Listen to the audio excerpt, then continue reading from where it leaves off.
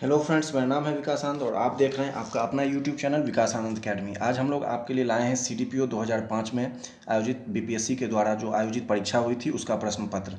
तो चलिए बिना देरी के शुरू करते हैं। ये 150 क्वेश्चन का प्रश्न पत्र जो आगामी आने वाली 69th बीपीएससी में आपके लिए बहुत ही महत्वपूर्ण साबित होगा, क्योंकि उसमें भी सीडीपीओ का कुछ सीडीपीओ का सीट उसमें भी दिया गया है। तो कहीं ना कहीं ये जो 69th बीपीएससी है उसके लिए बहुत इंपॉर्टेंट क्वेश्चन होगा। तो चलिए शुरू करते हैं। पहला क्वेश्चन है, भारत में अभिनव भारत नामक एक गुप्त संगठन सीक्रेट सोसाइटी अंग्रेजों का मुकाबला करने के लिए किसने संगठित किया था? तो यह किया था वीडी सावरकर ने।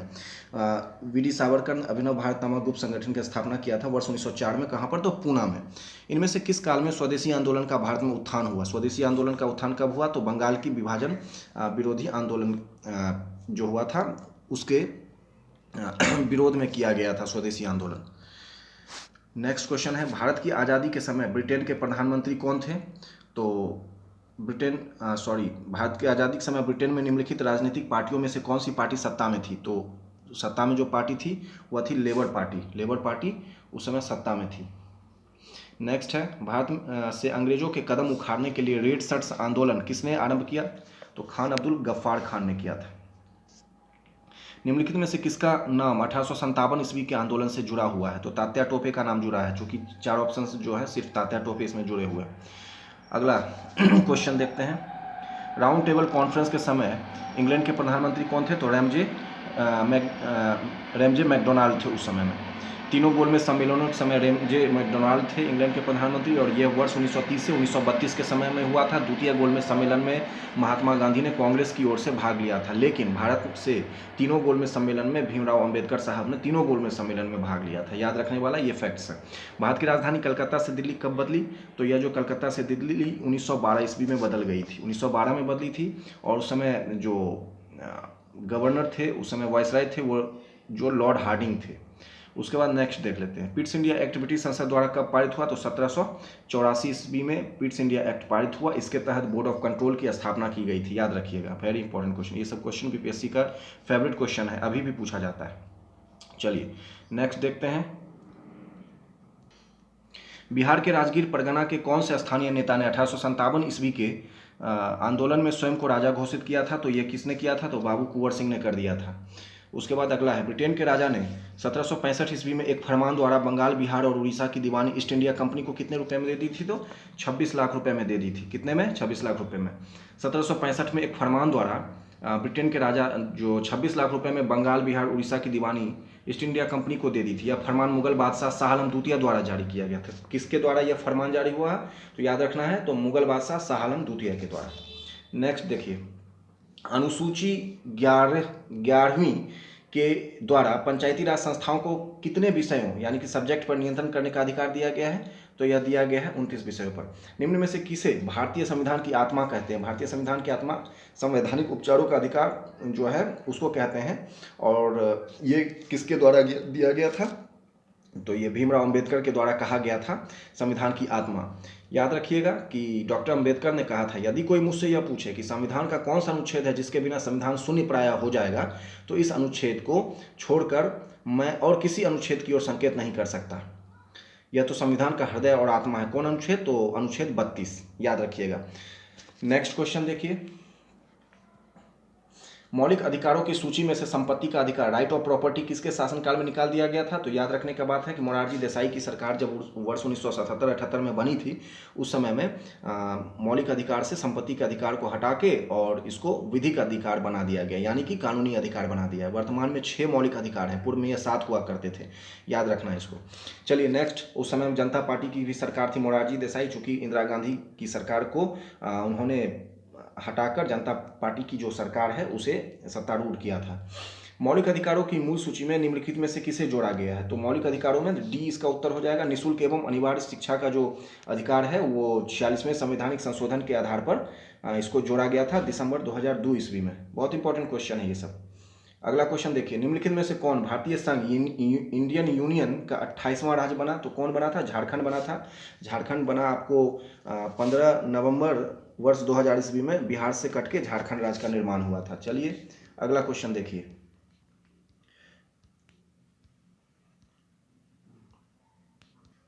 अगला क्वेश्चन है कि मिलान करना है कि कौन से देश से लिया गया है कौन सारी चीज़।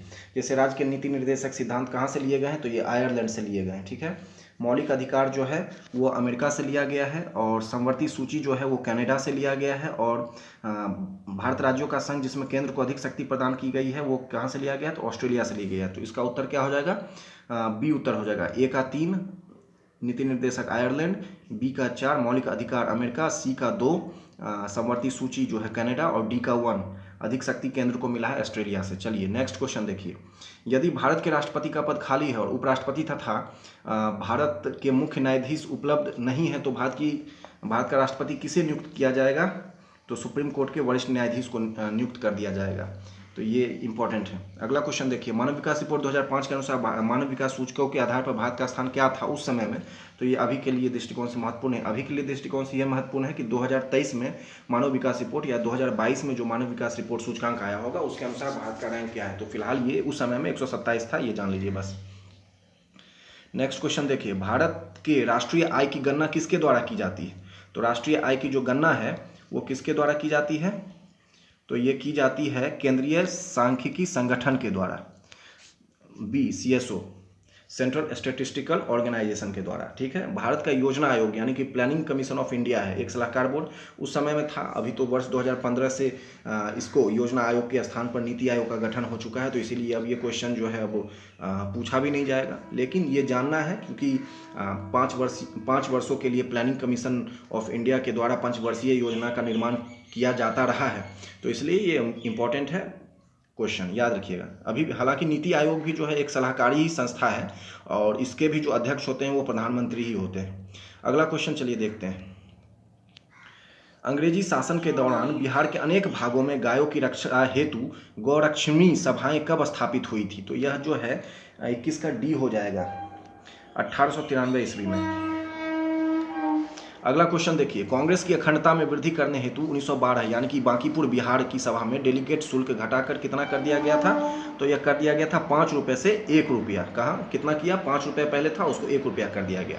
अब अगला क्वेश्चन देखिए, गवर्नमेंट ऑफ इंडिया एक्ट 1935 द्वारा केंद्रीय संसद के उच्च सदन अपर हाउस में बिहार की कितनी सीटें मिली थी, तो उस समय में 8 सीटें मिली थी। याद रखने की बातें हैं, इंपॉर्टेंट है, चलिए इसको याद रखना है हमेशा। वर्ष 1937 के चुनाव में मुस्लिम लीग के टिकट पर कितने मुसलमान बिहार राज्य की विधानसभा में चुने गए थे, तो कितने मुसलमान चुने गए थे, तो यहाँ जो 4 ऑप्शन है उनमें से कोई नहीं होगा, 24 का डी हो जाएगा। और नेक्स्ट क्वेश्चन देखिए, कैबिनेट मिशन प्लान के अनुसार राज्यों की ग्रुपिंग में बिहार को किस ग्रुप में रखा गया था, तो ग्रुप ए में रखा गया था।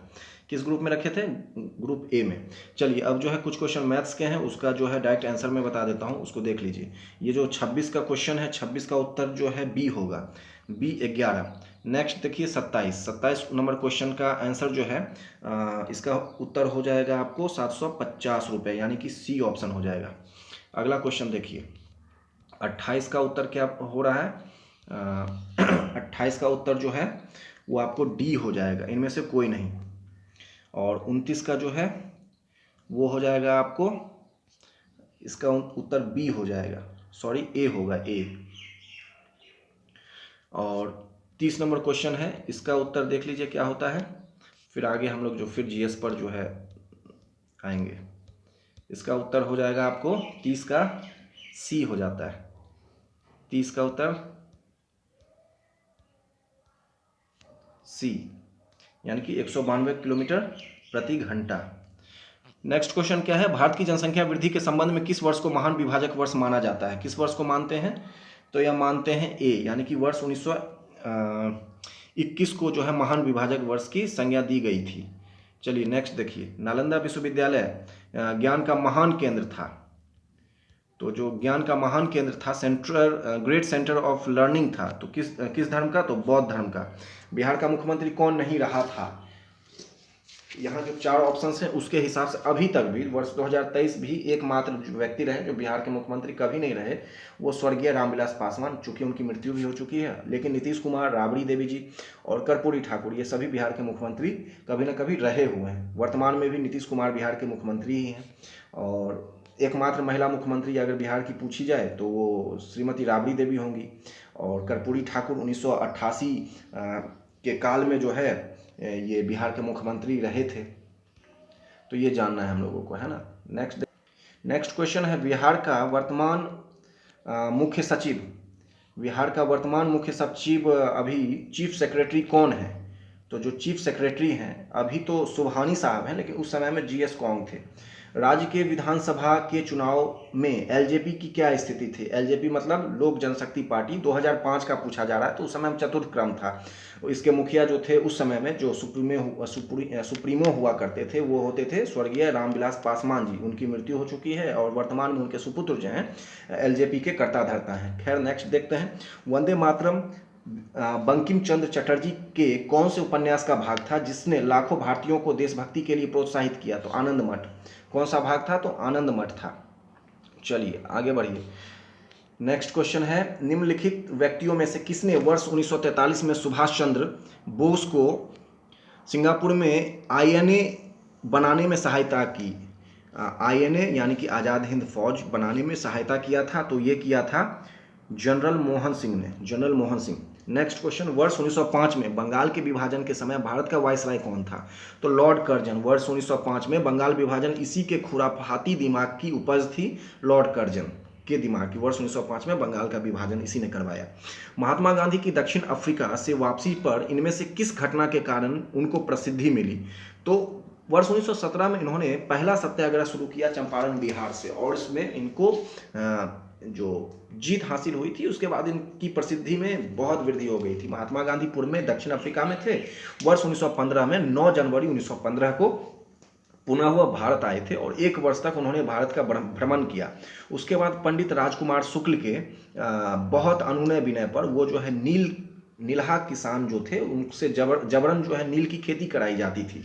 3 कठिया प्रथा माना जाता था, मतलब कि 1 बीघा खेत में 3 कट्ठा भूमि पर नील की खेती जो है अंग्रेज जबरदस्ती वहाँ के किसानों से करवाया करते थे। तो पंडित राजकुमार शुक्ल जो किसान नेता थे चंपारण के, वो बार बार महात्मा गांधी के पास गए और उनसे अनुनय विनय किया कि आप एक बार हमारे साथ चलिए और चंपारण के किसानों की दयनीय स्थिति को देखिए।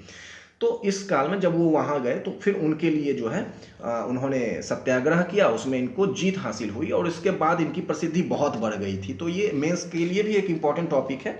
अगर आप लोग की इच्छा होगी तो मैं मेंस में इस सारे टॉपिक्स को भी करवा दूंगा। चलिए आगे बढ़िए। 40 नंबर क्वेश्चन क्या है, वर्ष 1923 में स्वराज पार्टी का गठन एक समूह के रूप में इनमें से किस संगठन में से हुआ था? तो स्वराज पार्टी का जो गठन हुआ था कांग्रेस से हुआ था। अभी भी सबसे, चूंकि भारत की सबसे पुरानी पार्टी कांग्रेस ही है, अखिल भारतीय कांग्रेस कहा जाता है। वर्ष 1885 में इसका गठन किया गया था। तो बाद में जितने भी संगठन बने माना जाता है कि वो कांग्रेस से ही टूटकर बने थे। खैर चलिए आगे बढ़िए। एक बार बता देते हैं, अच्छा स्वराज पार्टी के बारे में भी जान लीजिए कि स्वराज पार्टी चित्तरंजन दास और मोतीलाल नेहरू ने मिलकर स्वराज पार्टी का गठन किया था 1 जनवरी 1923 को। ठीक है, तो ये इंपॉर्टेंट है, इसको याद रखना है। निम्नलिखित नदियों में से कौन सी बिहार का शोक? वेरी मच इंपॉर्टेंट और बहुत आसान भी है। कोसी नदी को बिहार का शोक कहते हैं। क्यों कहते हैं? इसके पीछे का सबसे बड़ा रीजन है कि प्रत्येक वर्ष सीमांचल के क्षेत्र में ये बाढ़ ला देती है। नेपाल से जो पानी छोड़ा जाता है वो कोसी के माध्यम से पूरे सीमांचल क्षेत्र में बाढ़ उत्पन्न कर देता है और इसी वजह से वहाँ का जो इंफ्रास्ट्रक्चर है वो हमेशा कमज़ोर रहा है।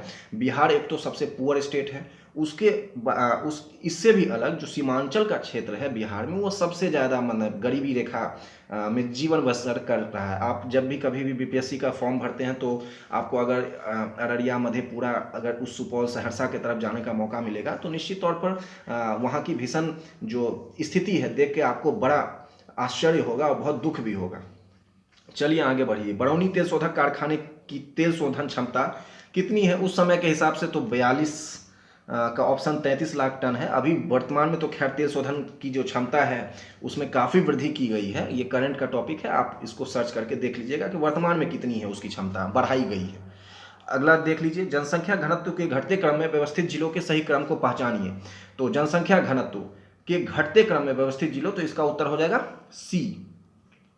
सी उत्तर इसका हो जाएगा, है ना। सी देख लीजिएगा, इसका उत्तर 43 का सी हो जाएगा। अगला क्वेश्चन देखिए, बिहार में साक्षरता दर वर्तमान में क्या है? तो उस समय ये 2005 के हिसाब से था, तो अभी वर्तमान में जो साक्षरता दर है 2011 के हिसाब से जो है आपको कितना 63 दशमलव कुछ है ना, तो उस समय में 47 दशमलव कुछ था, तो यही है। चलिए नेक्स्ट देखिए, 1000 से अधिक लिंगानुपात वाले बिहार में जिलों को पहचानिए। तो सिवान और गोपालगंज, अभी भी जो सिवान और गोपालगंज का क्षेत्र है वो 1000 से अधिक लिंगानुपात, मतलब पुरुषों की जनसंख्या महिला की जनसंख्या हाँ जनसंख्या से अधिक माना, 1000 में पुरुषों, जो 1000 पुरुषों में महिलाओं की कुल जो संख्या है वो कितनी है ना। तो सिवान और गोपालगंज ये जो है बिहार के जिलों 1000 से ऊपर वाले रहे। ठीक है, अब अगला देखिए, अगला क्वेश्चन है,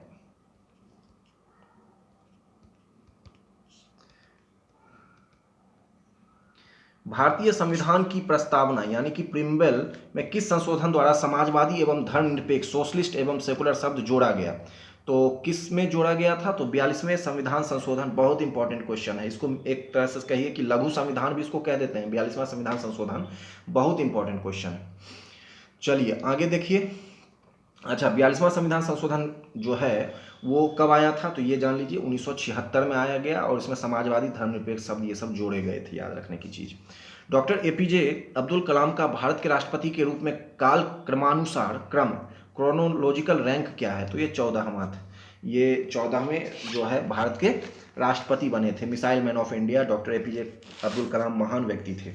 47 के बाद 48 पे आइए, भारत के संविधान में वर्तमान में शामिल हैं, तो वर्तमान में अभी कितने क्या शामिल हैं?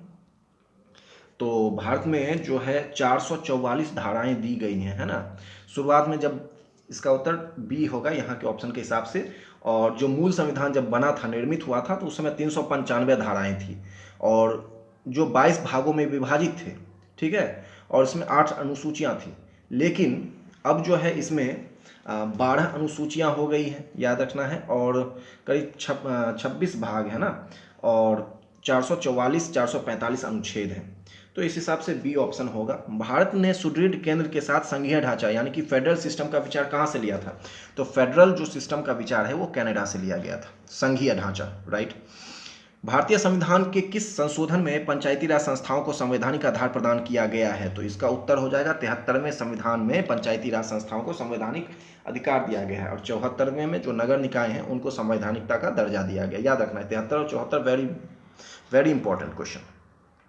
अन्नामलाई इलायची की पहाड़ी और पालनी पहाड़ी मिलती है कहाँ पे? तो अनाईमुड़ी में। कहाँ मिलती है? तो अनाईमुड़ी में मिलती है, याद रखना है।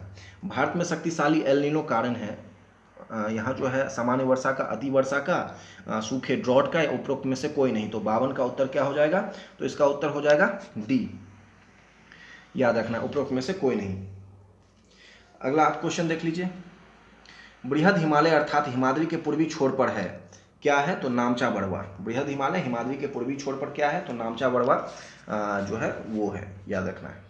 यानी नामचा बड़वा सिक्किम के क्षेत्र में है, तो वो पूर्वी हिमालय यानी कि जो बृहद हिमालय का क्षेत्र है, पूर्वी छोर है, वहीं पर स्थित। सुंदरवन क्षेत्र है, क्या है? तो एक सघन मैंग्रोव वन है, और सुंदरवन का क्षेत्र जो है पश्चिम बंगाल के जो तटीय क्षेत्र में पड़ता है, वहाँ पाया जाता है। अगला क्वेश्चन देख लीजिए, कैगा। कैगा क्या है? कैगा मैंगलोर के निकट है और न्यूक्लियर विद्युत संयंत्र है। न्यूक्लियर रिएक्टर कैगा कर्नाटका में है, और याद रखना है इसको। तो न्यूक्लियर रिएक्टर है ये, सीधा सीधी। हरित क्रांति के कारण निम्नलिखित फसलों में से किसके उत्पादन में सर्वाधिक वृद्धि हुई? तो किसका जो है उत्पादन में वृद्धि हुई थी? तो वो गेहूं में हुआ था। किसमें? गेहूं में। बी हो जाएगा उत्तर। सिंचित भूमि के अंतर्गत शुद्ध बोई गई भूमि में प्रतिशत के घटते क्रम में रखे गए राज्यों के सही क्रम को पहचानिए। तो सिंचित भूमि के अंतर्गत शुद्ध बोई गई भूमि, तो उत्तर प्रदेश, पंजाब, हरियाणा एवं आंध्र प्रदेश का जो सही उत्तर होगा, है ना। चलिए अब अगला क्वेश्चन देखिए, इसको देख लीजिए। अगला क्वेश्चन क्या है? 58 नंबर क्वेश्चन। छत्तीसगढ़ में सीमेंट उद्योग विकसित है क्योंकि यहाँ मुख्य रूप से उपलब्ध है। क्या उपलब्ध है भाई? कहीं भी जब आपको वहाँ पर जब रॉ मटेरियल उपलब्ध होगा तभी आपका वहाँ पर ना कोई चीज़ मिलेगा, तो उसका उत्तर हो जाएगा चूना पत्थर। लाइमस्टोन उपलब्ध है वहाँ, इसलिए छत्तीसगढ़ सीमेंट उद्योग के लिए विकसित। अब आप नेक्स्ट क्वेश्चन देखिए क्या है। नेक्स्ट क्वेश्चन है, बिहार राज्य की औसत वार्षिक वर्षा कितना होता है? तो 100 सेंटीमीटर से 200 सेंटीमीटर, बी हो जाएगा। निम्नलिखित देशांतर रेखाओं में से कौन सी बिहार से होकर गुजरती है? तो 86 डिग्री जो देशांतर रेखा है बिहार से होकर गुजरती है। उसके बाद अगला देख लीजिए क्या है, अजातशत्रु के वंश डायनेस्टी का नाम क्या है? तो अजातशत्रु किस वंश का था? तो हर्यक वंश का जो है ना वो शासक था अजातशत्रु। अजातशत्रु को जो है कुनिक नाम से भी जाना जाता था। वे शिक्षक जिनसे बुद्ध ने महाविनिष्क्रमण रिनेंसिएशन के बाद सबसे पहले ज्ञान प्राप्ति का प्रयास किया, तो वो कौन थे? वो गुरु थे अलारकलाम और उदक रामपुत्र। मौर्य वंश का अंतिम शासक कौन था? मौर्य वंश का अंतिम शासक जो है वो थे बृहद्रथ। बृहद्रथ सी। उसके बाद अगला क्वेश्चन देखिए, वह स्थान जहां महावीर ने पूर्ण आध्यात्मिक ज्ञान यानी कैवल्य ज्ञान प्राप्त किया था, तो वो कौन सा जगह है? तो उसका उत्तर हो जाएगा जंभीग्राम। याद रखिएगा, बहुत इंपॉर्टेंट है जंभीग्राम, है ना। और अंग जनपद की राजधानी अंग की चंपा, अंग की राजधानी क्या थी? चंपा थी। अब अगला क्वेश्चन है, मिसिसिपी उदाहरण है, किस चीज़ का उदाहरण है भाई? तो यह है अंगुलित यानी पंजक बर्ड फूड डेल्टा का, मतलब कि पक्षी के आकार का जो डेल्टा बनाती है वो मिसिसिपी डेल्टा बनाती है। याद रखना है इसको, है ना। और अगला क्वेश्चन क्या है, वेनेजुएला जलधारा दक्षिण अमेरिका के पश्चिमी तट पर प्रवाहित होने वाली ठंडी जलधारा है, तो इसका उत्तर क्या हो जाएगा? डी हो जाएगा। 68 नंबर क्वेश्चन देखिए, निम्नलिखित आदिवासी समुदायों में से कौन सा निग्रिटो प्रजाति रेस का है? तो ये हो जाएगा 68 का सी, सेमांग। सेमांग हो जाएगा इसका उत्तर सी। विश्व के आधे से अधिक कहवा का उत्पादन होता है कहाँ पर? तो ब्राज़ील में होता है। कहाँ होता है? ब्राज़ील। कहवा का सबसे बड़ा उत्पादक देश है ब्राज़ील, है ना, याद रखिएगा। चलिए नेक्स्ट क्वेश्चन देख लेते हैं। अगला क्वेश्चन क्या है, जापान में औद्योगिक विकास के लिए निम्नलिखित कारकों में से कौन सा उत्तरदायी नहीं है? तो ये इसका उत्तर हो जाएगा आपको खनिज संसाधनों की बहुलता। अलाउद्दीन खिलजी के आक्रमण यानी इन्वेजन के समय चित्तौड़ का शासक कौन था? तो राणा रतन सिंह था। बहुत इंपॉर्टेंट, इस पर एक फिल्म भी बनी है ना, बाजीराव मस्तानी। उसके बाद जो है अगला क्वेश्चन देख लीजिए, नहीं सॉरी बाजीराव मस्तानी नहीं होगा, पद्मावत फिल्म थी। मुगल प्रशासन में मुख्य काजी था, कौन था मुख्य काजी? तो मुख्य न्यायाधीश को मुख्य काजी कहा जाता था, है ना, याद रखिए। भारत में मुगल वंश का संस्थापक कौन था? बाबर था, जिसने पानीपत के प्रथम युद्ध में जो है बाबर ने भारत में आक्रमण करके 1526 में सिकंदर लोदी इब्राहिम लोदी को, जो 1526 में है, उसने हराकर भारत में मुगल वंश की स्थापना की थी बाबर ने। स्वामी दयानंद द्वारा आर्य समाज की स्थापना की गई, किस वर्ष की गई? तो 1876 में किया गया। थियोसॉफिकल सोसाइटी की स्थापना किसने किया? तो थियोसॉफिकल सोसाइटी की स्थापना जो है मैडम HP ब्लावेट्स्की ने किया था। याद रखिएगा, बी हो जाएगा इसका उत्तर। नेक्स्ट देखिए अगला है, 1885 ईस्वी में भारतीय राष्ट्रीय कांग्रेस के प्रथम अधिवेशन किस स्थान पर हुआ? तो बम्बई में हुआ था। बम्बई के गोकुलदास तेजपाल महाविद्यालय में वर्ष 1885 में 28 दिसंबर को भारतीय राष्ट्रीय कांग्रेस की स्थापना हुई और WC बैनर्जी यानी कि व्योमेश चंद्र बैनर्जी इसके पहले अध्यक्ष हुए और A.O. ह्यूम एक सिविल सेवक थे, रिटायर्ड सिविल सेवक थे, अंग्रेज सिविल सेवक A.O. ह्यूम, उसके द्वारा जो इसकी स्थापना की गई थी। याद रखना है। 1857 ईस्वी का विद्रोह यानी रिवॉल्ट सर्वप्रथम कहाँ हुआ? तो मेरठ से ये शुरू हुआ था। याद रखिए। निम्न में से कौन सी पुस्तक तिलक ने लिखी है? तो गीता रहस्य तिलक ने बर्मा जेल में जब बंद थे, मांडले जेल में, तब वहां पर गीता रहस्य नामक पुस्तक लिखा था उन्होंने। 8 अगस्त 1942 भारतीय इतिहास में महत्वपूर्ण है, किस चीज के लिए महत्वपूर्ण है? तो यह महत्वपूर्ण है भारत छोड़ो प्रस्ताव के लिए। इसी दिन महात्मा गांधी ने डू और डाई यानी कि करो और मरो का नारा दिया था, ये इंपॉर्टेंट है। गौतम बुद्ध का जन्म लुम्बिनी नेपाल में हुआ है, याद रखने की चीज़ है। बिहार का प्रसिद्ध नृत्य क्या है? इसमें से 4 ऑप्शंस हैं। विदेशिया, ये जो प्रसिद्ध गरबा गुजरात में होता है, बिहू असम में होता है, बाउल शायद यात्रा और बाउल पश्चिम बंगाल का है ना, तो विदेशिया बिहार का है। और विदेशिया जो एक नाटक भी है, भिखारी ठाकुर जी ने शायद लिखा है विदेशिया। अगला क्वेश्चन देखिए, डॉक्टर राजेंद्र प्रसाद भारत रत्न पाने वाले में से एक थे, तो वर्ष 1962 में भारत रत्न इनको प्राप्त हुआ था। तो अब अगला क्वेश्चन देख लेते हैं। अगला क्वेश्चन है, दिलीप तिर्की एक अच्छे राष्ट्रीय खिलाड़ी हैं, इनमें से कोई नहीं। 83 का जो है डी हो जाएगा यहाँ पर, है ना, उस समय में रहे थे। अगला क्वेश्चन देख लेते हैं हम लोग। कांग्रेस सोशलिस्ट पार्टी का प्रथम अधिवेशन वर्ष 1934 में कहाँ हुआ था? तो पटना में हुआ था, याद रखिए, बहुत इंपॉर्टेंट। निम्न में से कौन लोकसभा के अध्यक्ष कभी नहीं रहे? तो जगन्नाथ मिश्र नहीं रहे, बिहार के मुख्यमंत्री रहे हैं और ये आज़ादी के बहुत बाद में 1990 के दशक में रहे थे। बलिराम भगत, बलराम जाखड़, DS ढिल्लों जो है लोकसभा के अध्यक्ष कभी ना कभी रहे हैं। चलिए 85 नंबर हो गया और 86। कलहन की पुस्तक का नाम क्या है? राज तरंगिणी। BPSC का ये सब फेवरेट क्वेश्चन है। अजात शत्रु के शासनकाल में प्रथम बौद्ध संगीति का आयोजन किस नगर में हुआ? राजगृह में। तो 4 बौद्ध संगति हुआ है बौद्धों की, तो जो है एक जो है राजगीर में हुआ है, दूसरा वैशाली में हुआ है, तीसरा पाटलिपुत्र में और चौथा जो है कुंडलवन कश्मीर में हुआ है। इसका एक ट्रिक भी है और उस ट्रिक के आधार पर चारों बौद्ध संगीति को आप याद रख सकते हैं। अर्थशास्त्र नामक पुस्तक का लेखक कौन है? तो कौटिल्य। इनका दूसरा नाम जो है विष्णुगुप्त भी रहा है ना, चाणक्य। अर्थशास्त्र जो है जो अर्थशास्त्र है वो नगर मतलब मौर्य प्रशासन पर लिखी गई पुस्तक है, इसके बारे में जानना है। पृथ्वीराज रासो नामक पुस्तक किसके द्वारा लिखी गई? तो चंदबर दाई के द्वारा पृथ्वीराज रासो लिखा गया, याद रखिए। खिलजी वंश का प्रथम शासक कौन था? तो जलालुद्दीन खिलजी। जलालुद्दीन खिलजी जो थे प्रथम शासक। विश्व विरासत दिवस 18 अप्रैल को मनाते हैं, 18 अप्रैल को, याद रखिएगा। उसके बाद संदीप पांडे को मैग्सेसे अवार्ड मिला था, इमरजेंट नेतृत्व हेतु मिला होगा उस समय में, 2005 का क्वेश्चन है। तो ये भी करंट से रिलेटेड क्वेश्चन है, देख लीजिए। 1998 में इंडोनेशिया में 32 वर्ष के बाद किसे शासन छोड़ने के लिए विवश किया गया था? तो सुहार्तो को, याद रखिए, उस समय का क्वेश्चन है। वर्ष 1997 में बुकर कंपनी द्वारा स्थापित विश्व का उच्चतम साहित्यिक पुरस्कार अरुंधति रॉय ने प्राप्त किया था उनकी पुस्तक गॉड ऑफ स्मॉल थिंग्स के लिए। अच्छा, ये क्वेश्चन भले उस समय का लेकिन एक करंट में भी पूछा जा सकता है और ये एक ट्रेडिशनल क्वेश्चन बन गया है कि गॉड ऑफ स्मॉल थिंग्स की लेखिका कौन है? तो अरुंधति रॉय है ना। बुकर अवार्ड इनको मिला था। चलिए 95 नंबर का क्वेश्चन देखिए क्या है? विश्व में प्रथम महिला बिशप कौन बनी? तो विश्व में कौन बनी थी? तो रे मेरी एल्डियर बनी थी, याद रखना है।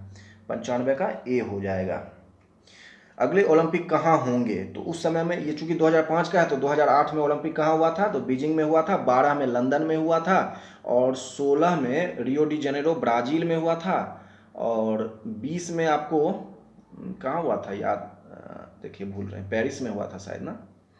और यही है। चलिए बाकी करंट में आप लोग देख लीजिएगा। नेक्स्ट क्वेश्चन हम लोग आगे बढ़ते हैं। अगला क्वेश्चन है, गांधी जी ने भारतीय राजनीति में प्रवेश किया चंपारण आंदोलन से 1917 में। वर्ष 1976 में कांग्रेस फॉर डेमोक्रेसी एक राजनीतिक दल की स्थापना की गई थी जगजीवन राम के द्वारा, जगजीवन राम के द्वारा।